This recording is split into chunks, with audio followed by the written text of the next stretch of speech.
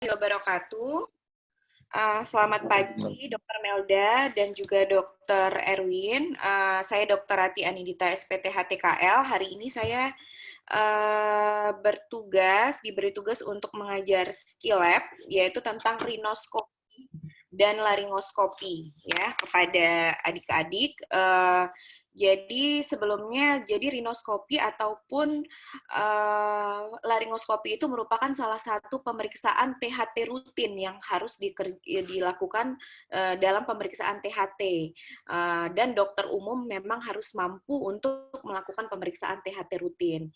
Jadi di sini ada keterampilan klinik pemeriksaan fisik telinga, hidung, rongga mulut, faring, dan laring. Tapi mungkin saya lebih fokus ke rinoskopi dan laringoskopi ya, karena diberi tugas itu. Oke. Boleh di slide.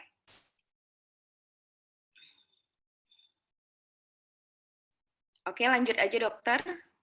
Oke, jadi dalam melaksanakan pemeriksaan THT sebelumnya kita memang seharusnya melakukan pemeriksaan anamnese.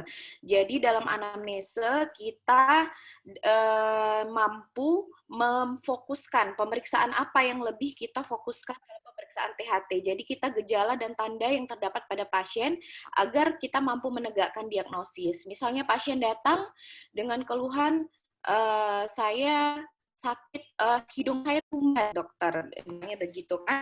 Nah, pertanyaannya, apakah kita perlu melakukan pemeriksaan telinga ataupun hanya hidung saja? Ya, tetap. Jadi pemeriksaan THT rutin tetap harus dilakukan. Pemeriksaan telinga, pemeriksaan hidung, termasuk pemeriksaan orofaring ya, dan laringoskopi indirect pada dokter umum. Oke, slide. Oke, mungkin sebelumnya saya akan mengulang bagaimana persiapan dalam pemeriksaan THT. Jadi pemeriksaan THT ini kita tahu bahwa pemeriksaan kita dengan pasien itu sangat dekat. Ya kan, jadi ada posisi-posisi yang kalau kita bilang lebih untuk etis gitu sebagai kita dokter dan sesama pasien.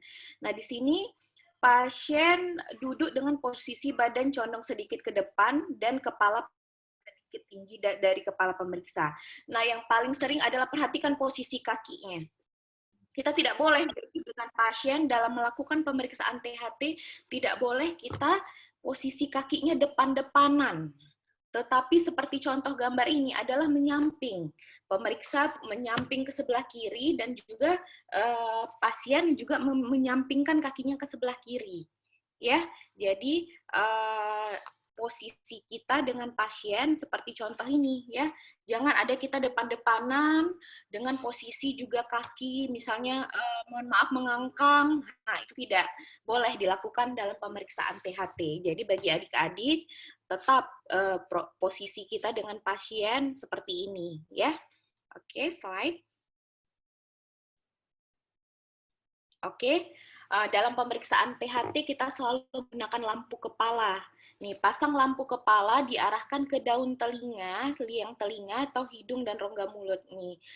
Bisa juga dengan mungkin nggak semuanya punya ya lampu kepala seperti ini. Tetap kita posisinya lampu kepala itu biasanya di atas telinga kita letakkan dengan posisi di daerah kening untuk itu bisa diatur-atur biasanya ya.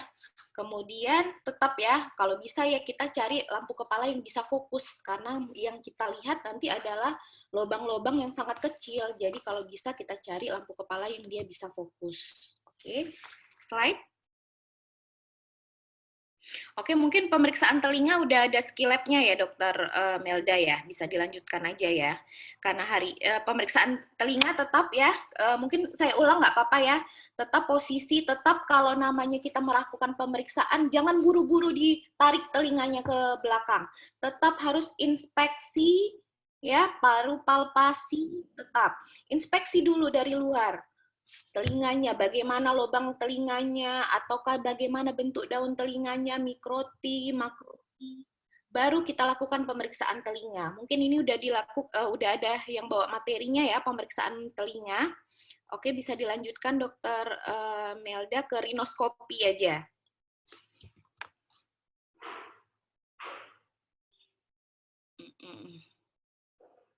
Oke, saya fokus ke bagaimana pemeriksaan rinoskopi dan laringoskopi. Jadi ini adalah pemeriksaan hidung ya. Nah, pemeriksaan hidung itu ada dua. Rinoskopi anterior dari depan, dan rinoskopi posterior. Posterior itu belakang, kita melihat bagian belakang hidung. Nah, bagaimana caranya? Ini alat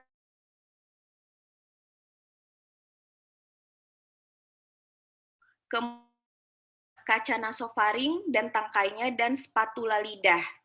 Ini alat-alat yang diperlukan untuk kalian melakukan pemeriksaan rinoskopi anterior. Nah, tetap sebelum kita menggunakan alat-alat ini, tetap kalau pemeriksaan hidung, tetap hidung itu ada dua ya, kita tahu ya, ada hidung bagian luar dan hidung bagian dalam. Tetap dari awal dalam pemeriksaan hidung yang dilihat adalah pertama kali inspeksi. Jadi kalian jangan buru-buru ambil spekulum, melakukan rinoskopi anterior, ya. Tetap pemeriksaan hidung bagian luar. Jadi tetap dari luar kalian lakukan pemeriksaan, kalian lihat aja hidungnya. Contohnya hidungnya, kita lihat ada bengkak enggak, ada dari luar itu kemudian ada deviasi enggak, ataukah posisi hidungnya gimana, ada luka lecet enggak dari luar, ada tanda-tanda trauma atau tidak. Tetap dari luar, nih cara pemeriksaan hidung, memperhatikan bentuk luar hidung. Jadi sebelum kalian melakukan rinoskopi anterior ataupun rinoskopi posterior, tetap harus dilakukan inspeksi bagian luar hidung.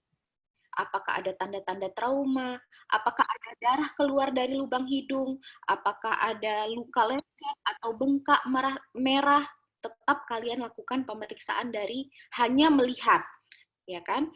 Baru setelah itu boleh dilakukan palpasi, biasa pada pasien-pasien dengan trauma, kemudian terjadi fraktur daripada os nasalnya, nah itu bisa dilakukan.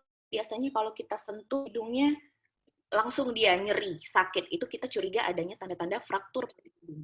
Dan bisa sering terjadi apa kalau pada fraktur, bisa ada krepitasi pada hidungnya. Jadi bisa kalian lakukan palpasi. Nah, kemudian palpasi daerah tulang hidung, kita lihat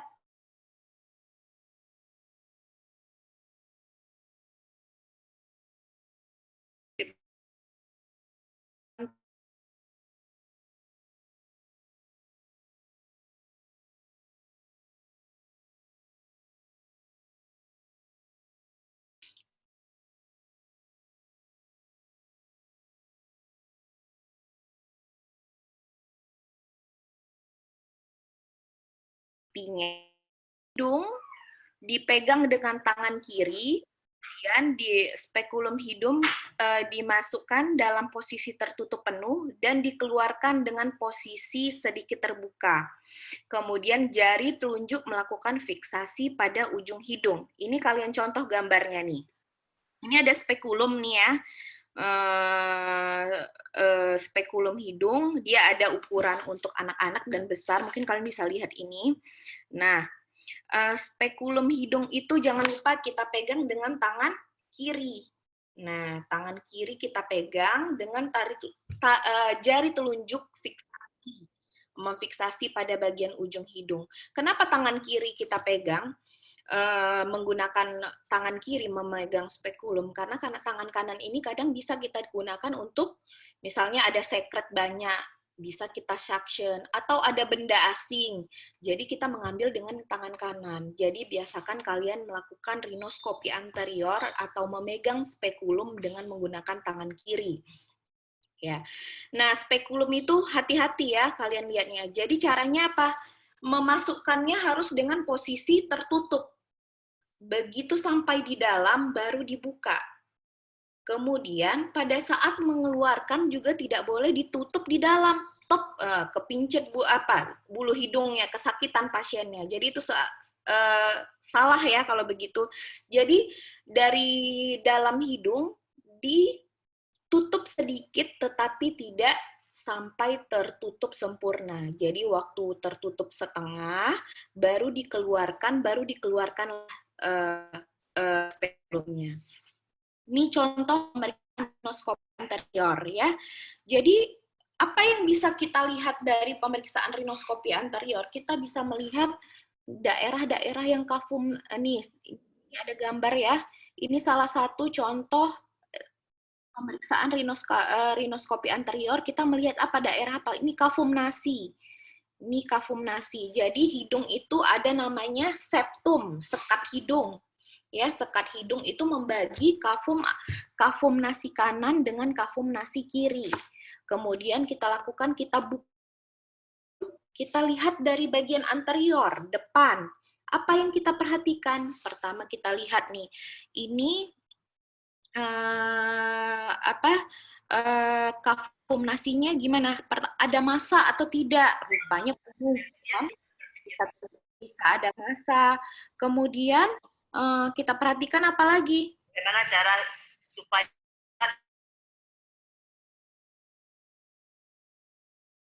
tidak hasil. Jadi mungkin selama ini hasil-hasil penelitian itu kenapa kita dapatkan kadar NO nyata? Nah, coba Wilbert ini kenapa ya?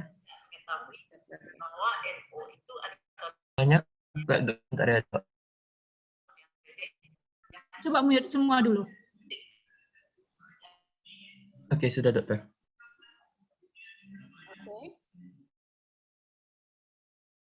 Oke, saya lanjutkan ya. Jadi dalam pemeriksaan masih yang tadi Dokter Melda,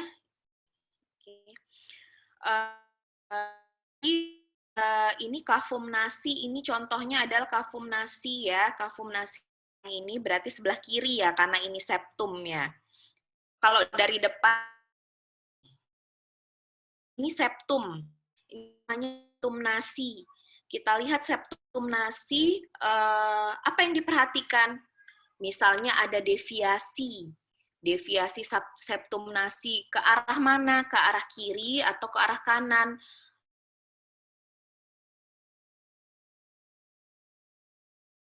Lalu kan hidung tersumbat. Kemudian sering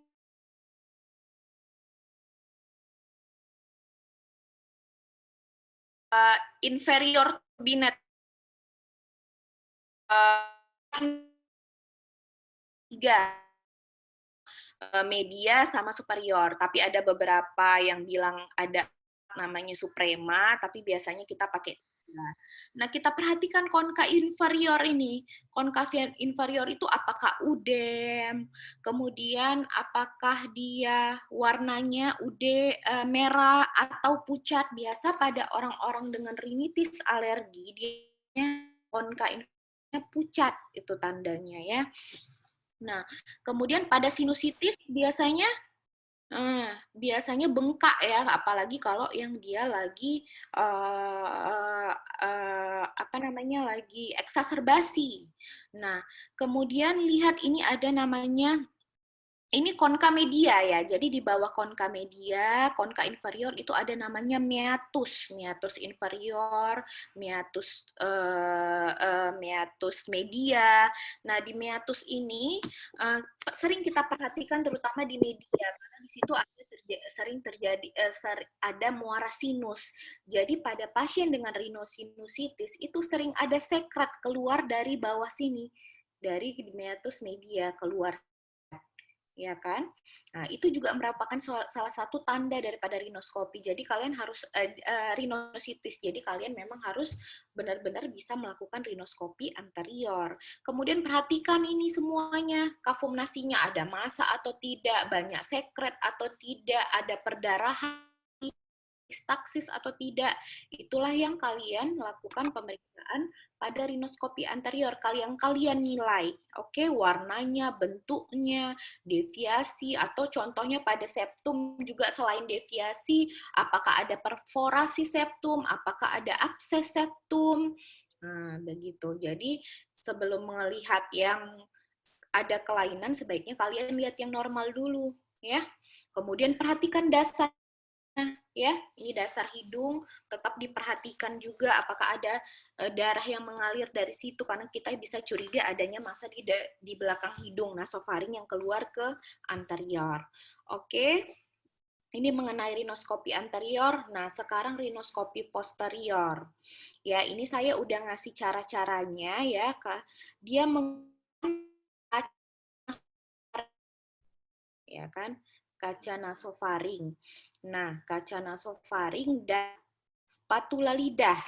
Ini saya bacakan dulu. Kaca nasofaring dipegang dengan tangan kanan. Hangatkan kaca nasofaring dengan api lampu sebelum kaca dimasukkan ke itu, ya. Kemudian pegang spatula lidah dengan tangan kiri. Kemudian pasien disuruh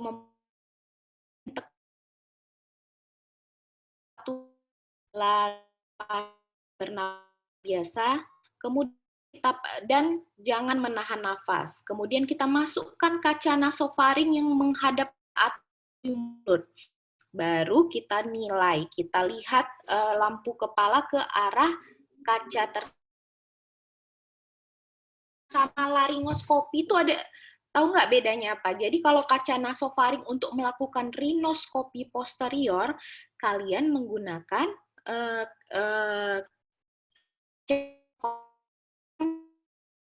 ya, kalau di laringoskopi dia biasa yang rinoskopi. Ini saya lihat gampang ya. Lebih mudah slide Dokter Melda. Oke. Ya. Oke, mungkin kalian belum dapat bayangan tadi ya kata-katanya, ini lebih sebenarnya memang lebih enak dipraktekkan ya, namanya skill lab ya. Nah, ini tangan kiri memegang spatula lidah. Oke. Tangan kanan memegang kaca nasofaring ya untuk rinoskopi posterior. Nah, jadi kalian itu, nah sebelumnya kaca nasofaringnya tetap dihangatkan supaya apa? Supaya tidak berembun ketika dia sampai ke kena udara nafas kita. Jadi kalau berembun kan kita tidak bisa, lebih susah untuk menilainya. Memang dalam pelaksanaannya pun nanti memang agak lebih susah karena kadang pasien kita terkena dinding faring, pasien refleks muntahnya, kadang memang beberapa harus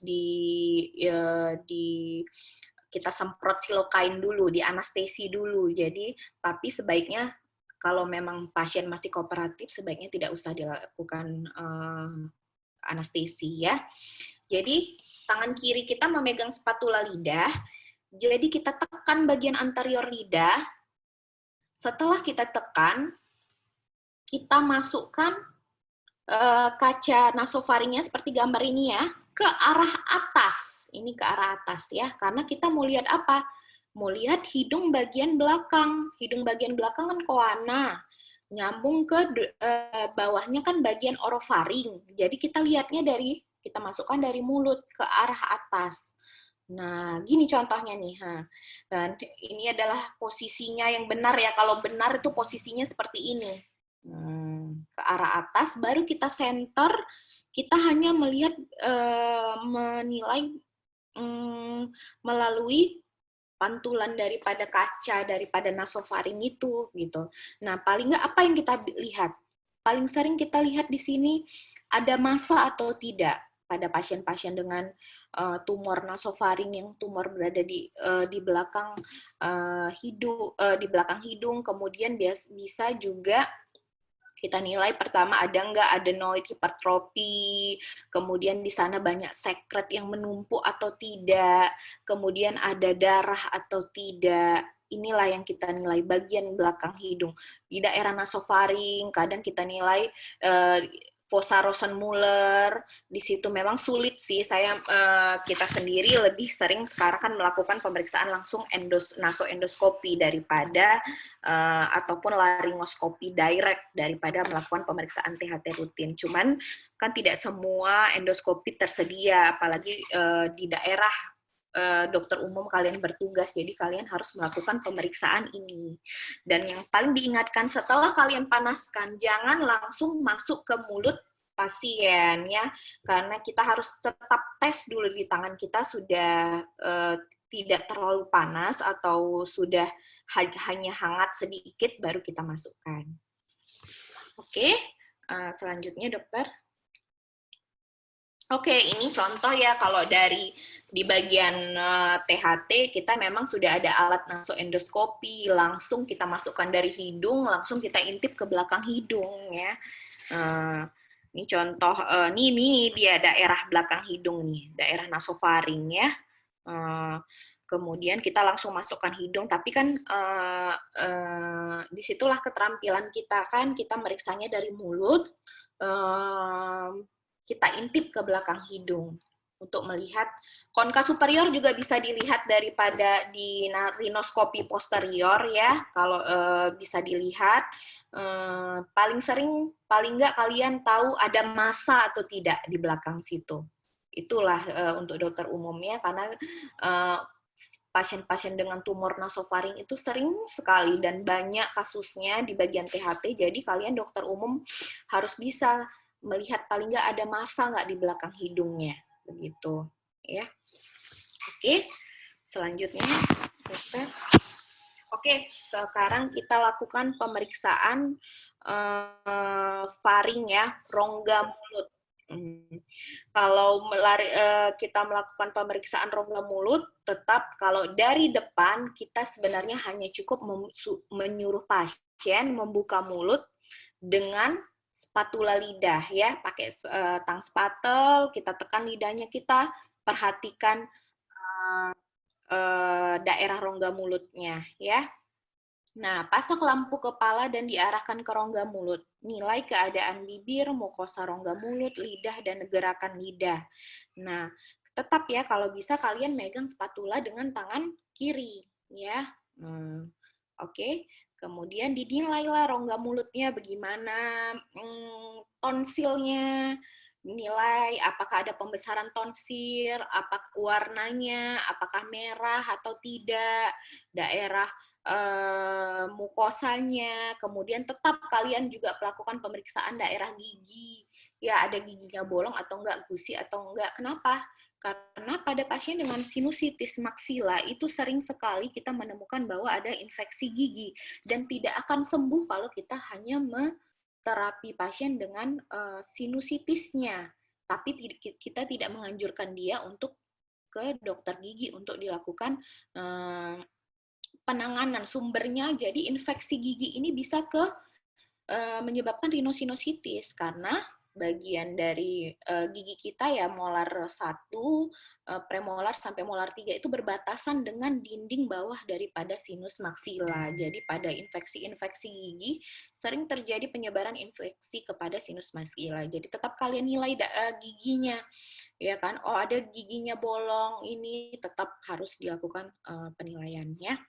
Jadi kalau next, Dr. Melda. Oke, jadi kalian kalau misalnya menyuruh pasien membuka mulut dan nilai semua daerah, kemudian daerah uvulanya, nih uvulanya ya, nih pelika anterior. Di manakah letak tonsil? Berada di antara pelika anterior dan pelika posterior. Ini tonsil ya, tonsil palatina. Nah, kalian nilai tonsilnya juga. Dinilai tonsilnya, apakah dia sudah bentar ya, terjadi pembesaran atau tidak, kemudian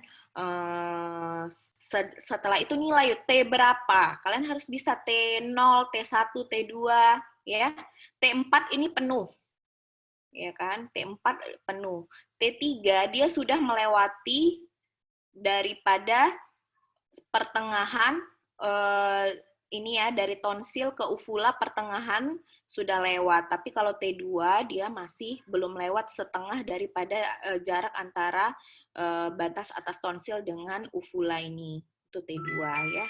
tetap kalian nilai. Tonsilnya pembesarannya semana. Kemudian tetap dinilai giginya, bagian daerah daripada dinding faringnya. Kemudian pada pasien, sering lagi pada pasien-pasien dengan laryngopharyngeal reflux, dengan pasien yang ada riwayat sakit MA ataupun yang sering sekali sakit tenggorokan, coba perhatikan dinding faringnya. Ada granul atau enggak? Granul itu seperti tonjolan-tonjolan kecil di dinding faring. Nah, kadang pada pasien-pasien dengan yang dia riwayat sakit MA yang kronik itu sudah sering menyebabkan laryngopharyngeal reflux. Artinya, asam lambungnya itu ke daerah faring, jadi menginfeksi di sini. Jadi kita sering ngasih antibiotik, kita sering ngasih dengan kirain dia hanya laryngopharyngitis akut, misalnya bolak-balik gitu. Jadi tetap kita curiga salah kalau kita terus ngasih antibiotik ternyata penyebabnya adalah asam lambungnya, ya. Oke, selanjutnya.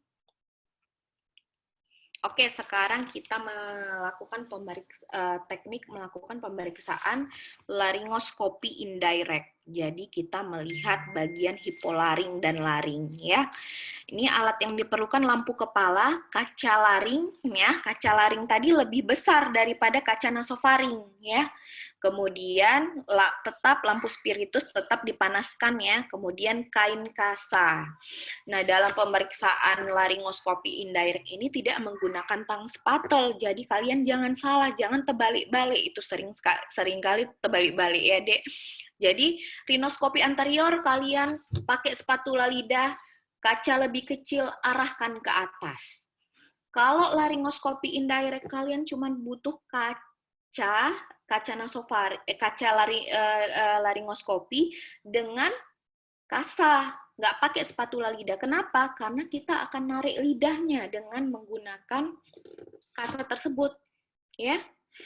Nah, pegang nih tekniknya ya, tetap lampu kepala arahkan ke rongga mulut, pasien duduk condong ke depan, kemudian pegang kaca laring dengan tangan kanan, lalu hangatkan.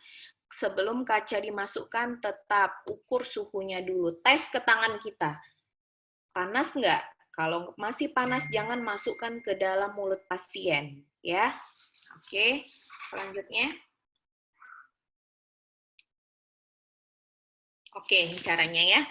Pasien diminta membuka mulut dan menjulurkan lidahnya. Nah, jadi pada pemeriksaan laryngoskopi indirect, pasien buka mulut dan lidah dijulurkan keluar, sejauh mungkin keluar. Nah, kemudian kita pegang lidah dengan tangan kiri dengan memakai kain kasa, kemudian ditarik keluar.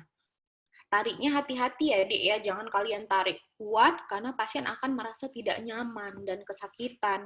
Jadi pelan-pelan, kalau dia bisa menjulurkan lidahnya sejauh mungkin lebih baik. Nah, kemudian satu lagi perbedaannya dengan rhinoskopi posterior, kacanya ke arah bawah. Kenapa bawah ya? Karena kita mau lihat daerah hipofaring. Kalau tadi kan kita melihat daerah hidung bagian belakang ya pasti ke arah atas. Jadi kalian jangan salah ya. Ke arah bawah kita lihat. Nah, kemudian setelah di bawah kita sandarkan nih, bersandar pada uvula dan palatum mole. Kemudian setelah nampak kalian, nah ini sebelumnya lanjut aja slide-nya, Dok. Ini contohnya. Oke, ini lebih gampang. Tarik lidah dengan menggunakan tangan kiri dengan menggunakan kasa, kemudian dimasukkan kaca laryngoskopi ke arah bawah. Nih kaca laryngoskopi biasa dia lebih besar daripada kaca rhinoskopi posterior ya. Jadi jangan salah mengambil alat kalian. Oke, inilah yang nampak nanti. Oke, kita melihat pantulan daripada kaca ini. Jadi yang kita lihat kaca ini, gitu. Kaca ini dengan lampu senter kita lihat. Ini biasanya ini pada laryngoskopi dia bentuk dia V gini kan. Kalau ini dia A kan. Ini kan pita suara nih. Nah, ini dia bentuk V. Nah, kita perhatikan. Apa yang kita perhatikan? Kita perhatikan bagaimana epiglotisnya merah enggak. Pada epiglotitis biasanya kita periksa ini, apalagi pasien ngeluhnya dia suara serak, kita periksa pita suaranya, oke, merah atau tidak. Kemudian ada enggak pada pasien-pasien dengan tumor di esofagus, pasien-pasien yang susah menelan, biasanya itu ada terjadi namanya stase ludah. Masa, jadi dia nelan nggak bisa, jadi hipersalivasi terkumpul dia, ludahnya, stase ludah di daerah sinus piriformis atau di atas nih daerah daripada esofagus kan, di dekat daerah sini. Oke. Kemudian apalagi yang paling penting kita nilai? Merah warnanya, bentuknya. Jangan lupa kita nilai apa? Pita suara. Ya. Kita nilai pita suara pasien, kita suruh bilang I. Setelah nampak coba bilang I. Jadi dia biasa kan fonasi dia I, nanti dia pita suaranya makanya kita suruh bilang I.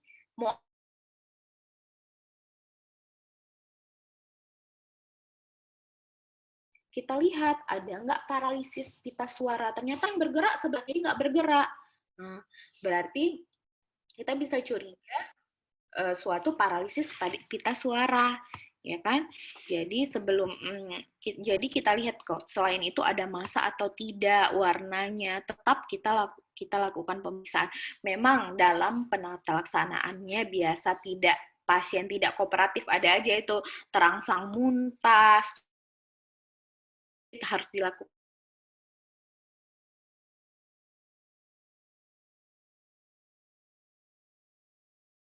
Next.